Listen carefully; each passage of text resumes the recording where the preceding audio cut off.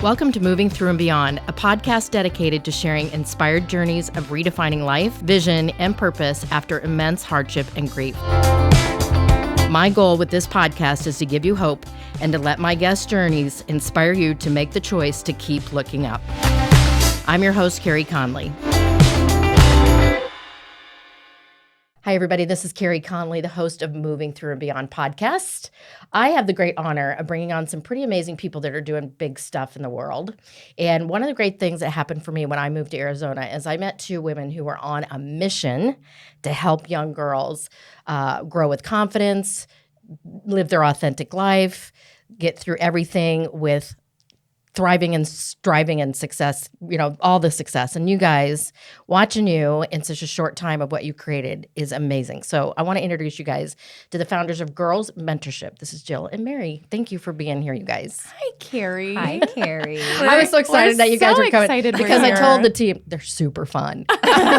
And we're wearing matching yellow neon today. Totally unintended. Unintentional. I know, but as much time as you guys spend together, I'm guessing that happens a lot. It does. Our running joke that we'll probably tell until the day we die now is that we're not Jill and Mary. We're actually Mill and Jerry. Yeah. We've like Brangelina. The That's celebrity what you should couple. Be. Yeah. Yep. We've coined our own name. Yeah, I think you should. Well, I'm so excited to have you guys come on and tell everybody about what you're creating and why you're creating it. And I would love to just hear, why and how did you guys start this whole thing together? I mean, it's interesting because our whys are different. They've obviously morphed kind of like our personalities. However, we came from two totally different backgrounds. So my why is on the polar opposite of Jill's why. My why is the way I grew up. I grew up from a family that was divorced by the age 9. There was a lot of domestic violence in my past. I guess you could call them quote unquote daddy issues. I went through a lot of therapy. Sure. And unfortunately, the cycle repeated itself when my dad had another daughter about 11 years later. Her mom unfortunately passed from cancer when she was 8. So my dad became the sole parent, which he wasn't prepared for. Yeah. He wasn't prepared for it when he was my dad. He certainly didn't go take parenting classes in that gap to become a better person. So my sister got to live with him solely for a few years before the proverbial shit hit the fan. Yeah. And it started again. So I stepped in at the ripe old age of about 22 while she was going through hell and high water in terms of experiencing everything that had happened in her past all at once. So she started her freshman year of high school and tried to commit suicide that day. Oh, gosh. So the attempts continued. There was 3 more. So through that, I really stepped in to be a guardian to her. We were in and out of inpatient units throughout her high school years. And finally, by the grace of God, the state of Arizona took full custody of her away from my dad to try to get her the actual help that she needed. So it wasn't short-term behavioral clinics, it was long-term behavioral clinics. So she got to live in those for about a year and do group therapy and individual therapy and family therapy, and to try to really bring her up to a normal functioning speed. So I can recall it like it was yesterday, driving away from dropping her off to one of those sessions thinking, I don't want another girl to go through this ever again in my life. If another girl can avoid suffering the way that my sister and I have suffered through our upbringing and our experience, that'll be fantastic. And it was fleeting. I was 23, I think, when I really said that. How old are you at this point? I'm 35. Now you're parenting at So I was about 23, and of course our thoughts are fleeting always, but particularly in your 20s, it kind of, went in one ear and out the other, and I was on to the next thing until 2020 hit. And then this idea of girls mentorship really came back around in a way that I never would have expected it to. But it's really cool to look in that rearview mirror and look back towards the things we actually put out into the universe based on our experiences and seeing how they come back around in your life. Yeah, it's no accident, what you've been through and how strong you've been for her, that this came back around for you. Yeah. And it's always God's timing, universal timing. At 23, you may not have been prepared for it. Oh, God, But no. 2020, this is only 3 years ago, you guys. Yeah. I'm thinking you've been doing this way longer than 3 years, but It feels like it. Well, because what I see you guys doing now and how fast it's grown, that's amazing. Thanks, So Carey. that has a lot to do with your passion and your maturity Yeah. to want to take this on at an early age, Yeah. right? Yeah. So how did you guys meet then? We met in 2016, and we both worked at Lululemon. Right. I was Mary's boss, and she came on as a seasonal part-time employee. And I'll never forget the day that I met her. I was interviewing her for the position, and we were sitting outside. I was the last of probably 5 interviews that she went through. And They really make it hard to get a position at Lululemon. Well, I have a whole new respect I now. know, right? Yes. Oh, it's coveted. Yeah. It is. It's not just selling stretchy pants. But right when we first started, we were just starting the interview, and a woman who was actually sitting behind me. So I didn't see what was going on behind me, but Mary was sitting across from me.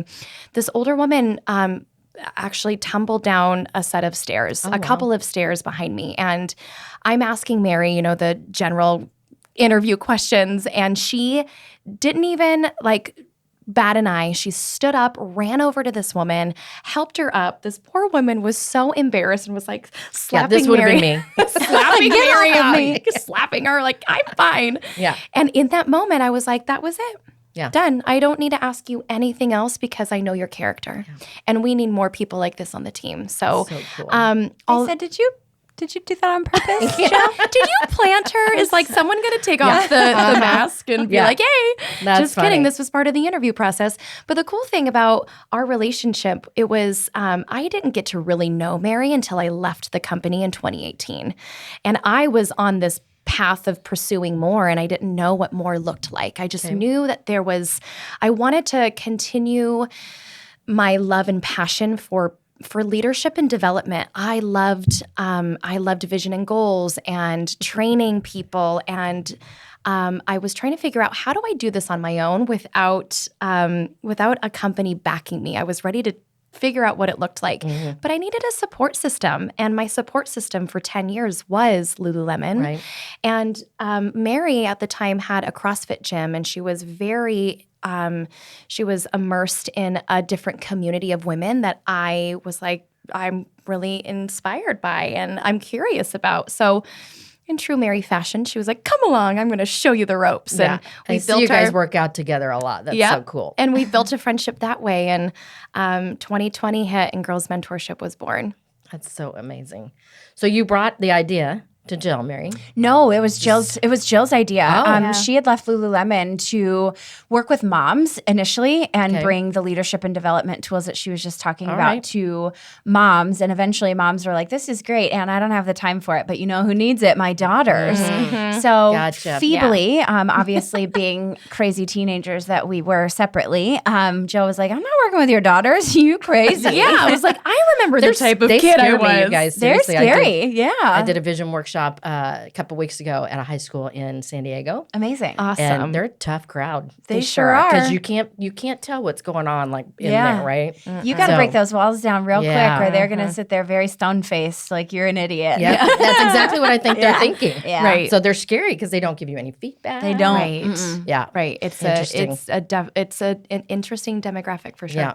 So there was some time where Jill had worked with a few sports teams around the valley. So it really transitioned to a mental coach for athletes. Okay. Then 2020 hit, where were you when the world stopped turning? I think the prophet Alan Jackson once said. Oh, I think you did say that. And obviously she has 2 kids, so distance learning was in full force for kindergartner and first grade at home.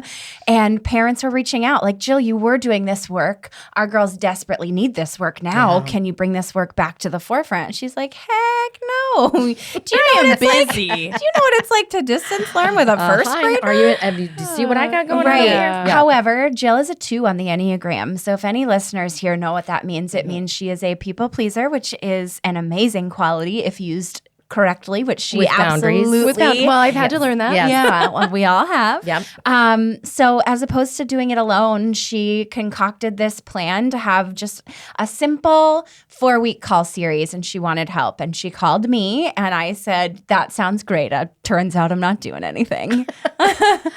Much. Yeah, I mean, there was freedom and time and space. And the Because best of was COVID. Mary was like, "Oh, this sounds awesome. When are you doing it?" I'm like, "What are you doing tomorrow?" Right. She was like, "Oh, tomorrow?" I'm like, "Yep, just that's how I roll. Yeah. I'm throwing it together and we're starting tomorrow." Well, and I think that's the beautiful part about the way God works Yes. is my schedule was open. So if I said yes, then I had no idea what was in store for me, because at the end of this 4 weeks, we looked at each other and we were like, oh, whoa. It was like our hair was blown back. We don't know what just happened. Like the girls were different after 4 weeks. Right. And to see that transformation, to see those light bulbs go off in their heads, to send them off feeling more confident and more equipped as leaders was like, well, I guess we can't stop.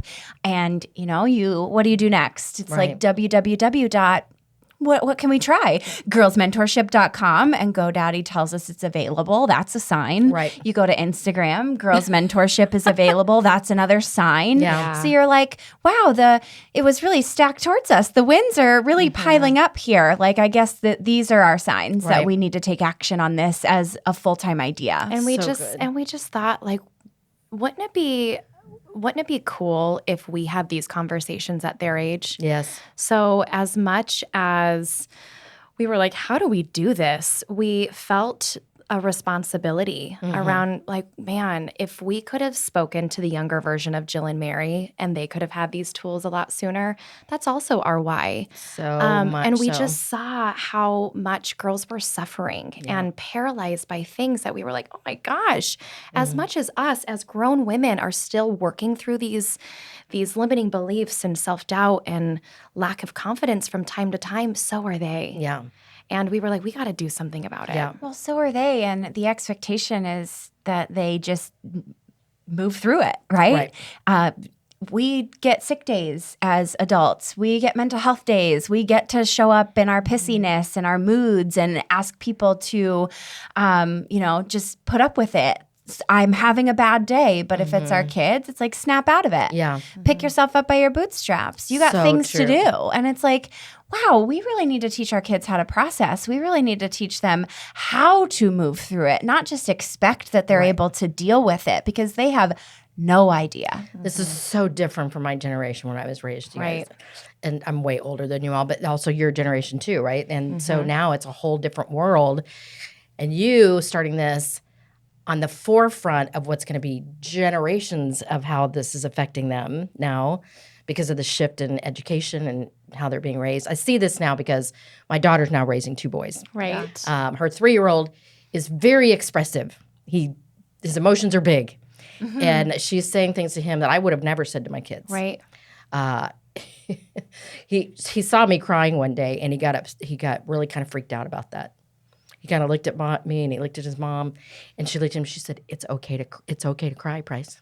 Yeah. And he turned out so cute. He looks at me and goes, "It's okay to cry." Oh, I love that. That's adorable. So I love what you're doing with the girls, and explain just a little bit about some of the stuff that you work with them on.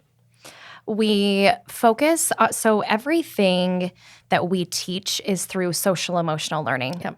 SEL. It's been a buzzword and a topic that kids get to learn in school alongside academics. Unfortunately, it's also the first thing that gets cut if budget isn't there with schools. So social emotional learning is kind of a fancier term for street smarts. It is 5 competencies that if you practice them in conjunction with one another, you can show up as your most confident, best selves. And what those 5 competencies make up is it's self-awareness, social awareness, responsible decision-making. What else? Relationships. Oh, thank you. I'm like and, losing it. Self-management. Self-management. Yep. Thank you. I always I'm like, hi, I have them. And then I was going to say, I'm they so lose my impressed breath. that you guys Well, we Yeah. talk about them a lot. all the time. Yeah. So but that they go out of your head. that They do. pillar is self-awareness, right? It starts there because if you're not aware with how you're showing up, you're not going to be aware of how you're energy is impacting other people. So we start there in order to build then confidence, self-esteem, positive self-talk, critical thinking. We talked a little bit about boundaries earlier. We like to establish values, because if you don't know who you are and what you stand for, the old saying is you'll fall for anything, right? And that's so predominant with our kids. And it absolutely is. As much as things change, there are still things that stay the same. So we like to talk to kids about what they value, when they need to say no, when they need to really think things through to the end, because obviously their brains aren't fully developed, right? So that big frontal lobe, it lacks critical thinking abilities. So if we can start having conversations with them about what that means at an earlier age, they're going to be able to flex that muscle and practice it more and more. And guys, when they become young adults, which is where my focus is right now, it's on the 20, 30, learning that now and having that as a foundation of their character, and then it's just a habit that they don't have to think about it or work on it. Man, right. What an accelerator for the success of the rest of their life. 100%. And I mean, they're up against social media. So it is reminding them that we are working on the person that you are and who you want to become, because society is going to tell you otherwise. And you can either allow that to happen, or you can have the wherewithal, the empowerment to get to choose who you get to be and tell the world who you want to be. It's interesting because now that I'm turning 61, you reflect back Happy on your birthday, life. Carey. Oh, thank you. I just can't even believe that those words are coming out of my mouth, actually. But I remember specifically at the time of my life where I kind of went in a different direction than if I had a knowing more about myself instead of needing validation from what my peers thought, what I should be doing. I would have made some different choices, I think. You and us both. Well, and I think there's obviously beauty in that, because everyone always says, if you change one thing, you change everything. And we're not saying that we wished anything in our lives changed, or we do wish we would have had a mentor to kind of act as those bumpers, right? We get them at bowling alleys. Why can't we get them in life? Yes. However, like nice. I know that if I would have taken a different path or it would have been brought up, like if I would have thought about it a little bit more, I still would have fallen down. I still would have scraped my knees. I still would have messed up and made dumb decisions, but I might have been able to rebound faster. Right. I might have been able to learn quicker, right? Because how many times do we touch that hot stove because we haven't learned our lesson yet? So bringing conversations like this to the forefront and workshopping these ideas and actually having girls journal about it and have conversations with other girls about it allows that to imprint on their brain in such a way where they'll recall that situation. Because what we like to say is you can't unhear these conversations. You can't unlearn what you learned in this room today. You're going to hear, what would Jill and Mary do the next time that you're faced with a situation where you have to think about the outcome? Because it's no longer an excuse to say, well, I don't know. I can't think about that. You can think about it now because you've been immersed in the lessons that we've been teaching over the last 2.5 years. Because we do have girls that have been involved in our programs for the length of that time. And it's really cool to hear what parents have to say, what teachers have to say in terms of how emotionally responsible they are and how mature they are for their age in terms of dealing with situations within their friend group or at school with classmates. It's like, oh, so she does this program? That makes a lot of sense because you can tell in her demeanor. And it's like, okay, cool. That's all we ever want. Right. And what's crazy is getting to be, we feel like we're teenagers at heart, so it's very easy for us to relate to these girls. But to see their lack of resilience, they are really hard on themselves. When failure happens, or if something doesn't go planned, or if friendships crumble, they have no idea how to cope, and it just tears them apart. And we want to say, man, how do we fail forward? How do we use this for good? Because life isn't always going to be rainbows and butterflies. I see that so much in the young adults, you guys, what you're talking about right now, where they are so afraid to make any step in any direction. Yeah. Because they're feeling like if I take a step and it doesn't work out, that I've failed. Right. And then what? And I had to tell these high schoolers that I spoke to a couple weeks ago, I'm 61 and I'm still taking those steps forward and figuring it out. But they think it's the end. Like it's just done. Well, and to their credit, I thought that too. Yeah. There were several times where I thought that too. They just need the example. And unfortunately, with the way the social media pendulum has swung, they're not getting it. Right. Because everyone on social media, and I think there is a little change in the culture there, depending on what platforms you're on and you're using. However, social media allows you to put your best foot forward every day of the week, right? It can be primed and polished. And only recently, I feel like, has there been a movement around showing up as you are and spilling your dirty laundry and allowing people into the behind the scenes that nobody else gets to see. But it's slow moving because for years, it's literally been the filtered, perfect, I started a business yesterday and I'm making $10,000 a month. I see all those because of being a speaker and a coach. I've got all those people on my feet. Well, man, just want to beat yourself up for one day, just get on there and see all that. And now kids these days who have social media, so let's say hopefully they're at least, 15, 16 up. We know that is not the case, but just, put it in your ear. They feel like they have to have a personal brand now. They feel like they have to be representative of something, and that's a lot of pressure. Right. So they see that if they make a wrong move on social media, that they're going to get canceled. They're going to get torn down. There's going to be people in their comments saying all sorts of negative stuff. And it's like, dang, we have got to get away from that. We need to be a community that fosters growth and allows people to fail and surrounds them and picks them back up. Because what we're seeing is this huge divide, whether it's generational or just division based on points of views. What we're seeing is a lack of understanding and a lack of empathy. So the older generation is looking at Gen Z and they're saying, well, you don't have a work ethic. You can't hold a conversation. You can't look me in the eye. You're scared of this, that, and the other. And instead of pointing the finger, what we need to be doing is helping them and holding out a hand, because I think realistically what we fail to realize is this generation coming up is our next generation of change makers, lawmakers, policy creators, doctors, lawyers, and we're going to be kicking ourselves for totally disregarding their abilities to make big decisions. Yeah, I hear that a lot too, where, my generation wants to point to them and go, they're lazy, they won't do this, and they don't know how to function. And I want to say, but who raised them? Right. Who was the one taking pictures of them directly? Right.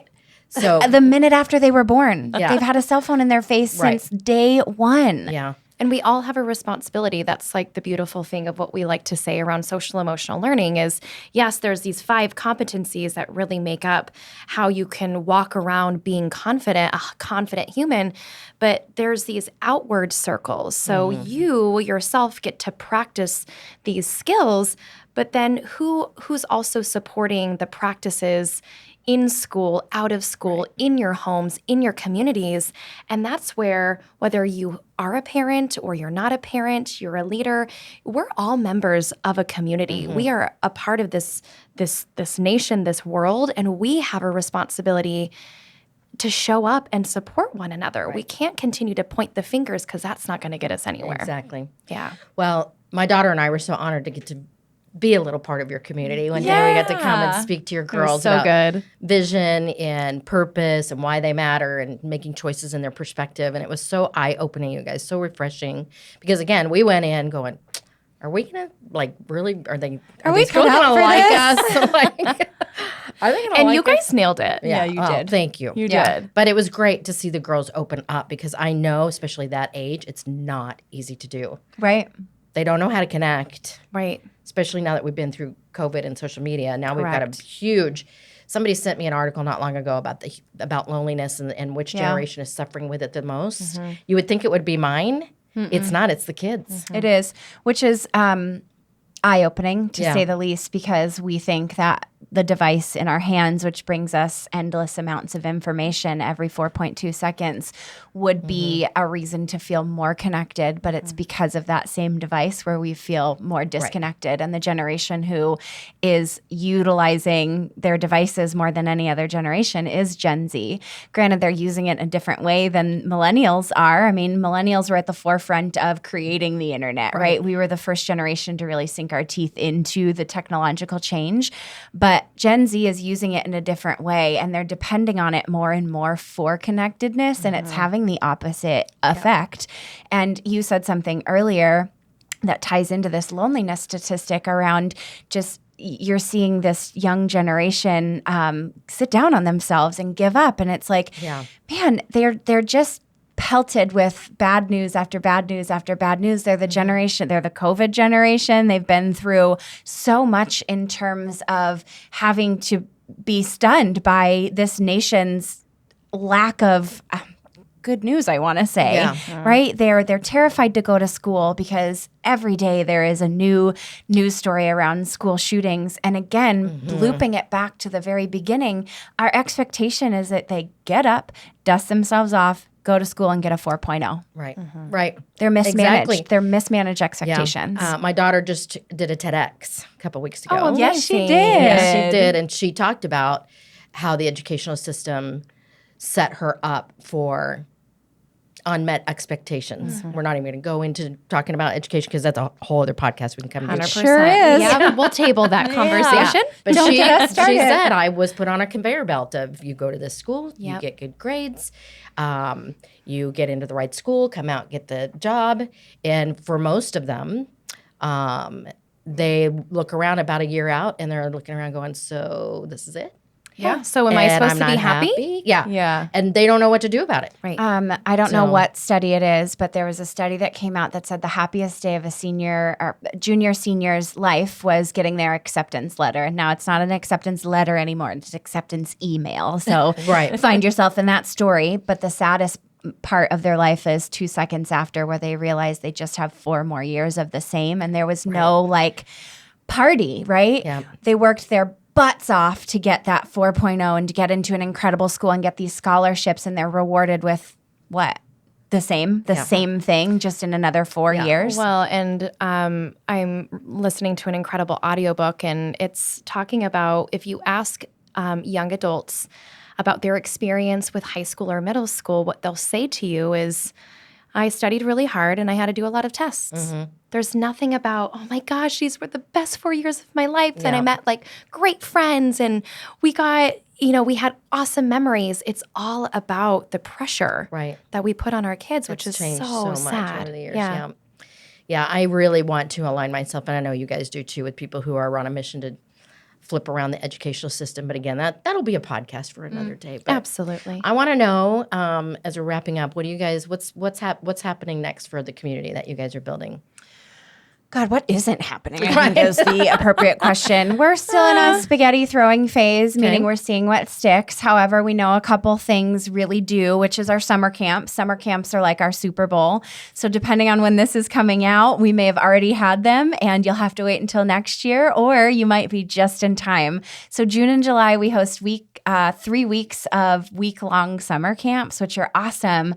But what we're hearing from our community is they want more from us in terms of not living in Arizona. So we are feverishly behind the scenes coming up with some online courses that can be available to you and your kids anywhere that you live, because you need to be involved in these conversations beyond seeking us out through Instagram, seeking us out through our podcast.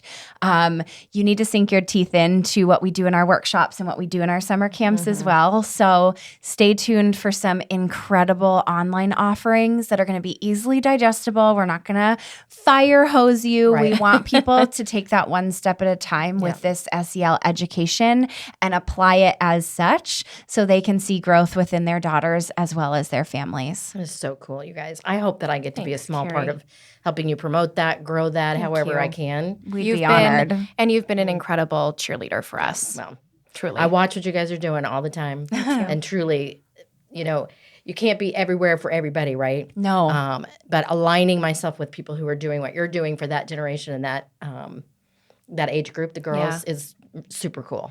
Thank you. And thank you for appreciate you. having us. We relish in an opportunity to be able to continue to spread our message wherever we can, and we appreciate the invite. Yeah, well, I appreciate you guys. Find them on Instagram. It's just Girls Mentorship. Girls Mentorship. I mean, how easy is that? Super easy. It's easy, and it's And spelled we're- normally. Yeah, and we're the same with the .com. Find us on our website. Love it. Thanks for being here, you guys. Thank Appreciate you. it. Appreciate you. I'm Carey Conley. Thanks for listening to this episode of Moving Through and Beyond, and I'm here to remind you to keep looking up. If you found this episode inspiring or helpful, please share it with a friend or a family member. In order to be successful on this mission, I can't do it alone. Connect with me at www.careyconley.com, and don't forget to sign up for my weekly Do It On Purpose newsletter. Let's build this life-giving vision movement together to end this epidemic, save lives, and create purpose.